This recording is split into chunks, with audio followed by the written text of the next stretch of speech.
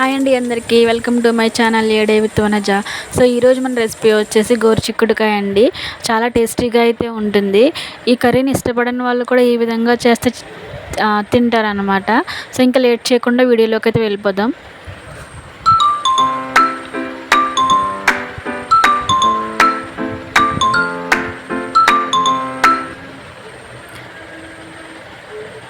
ముందుగా మనం దీనికోసం కొబ్బరి, ఇంకా ఎండుమిర్చి, వెల్లుల్లి, ఇంకా జీలకర్ర అయితే మిక్సీ పట్టుకోవాలండి పౌడర్ లాగా. సో ఈ విధంగా ఇక్కడ చూపిస్తున్న విధంగా అయితే ఉండాలి. అలానే 2 టేబుల్ స్పూన్ ఆయిల్ వేసుకొని పోపులు అయితే వేయించుకోవాలండి. అలానే కరివేపాకు కూడా వేసి వేయించుకొని ముందుగా ఇక్కడ మనం గోరుచిక్కుడుకాయలు అయితే ముందుగానే ఉడకబెట్టుకోవాలండి. ఉడకబెట్టుకుని ఇలా కట్ చేసి పెట్టుకొని ఆ ముక్కలు అయితే వేసుకొని తిప్పుకోవాలి.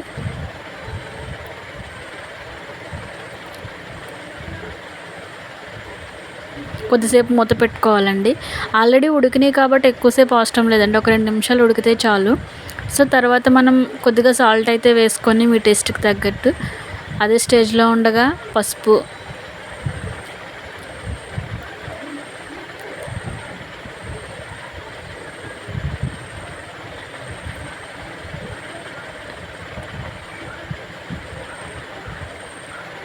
అలానే అదే స్టేజ్లో ఉండగానే కారం కూడా వేసుకొని తిప్పుకోవాలండి.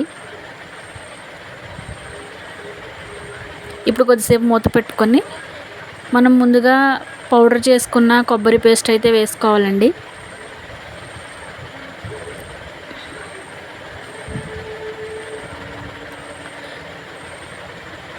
ఈ పౌడర్ వేయడం వల్ల కర్రీ అయితే చాలా టేస్టీగా ఉంటుందండి.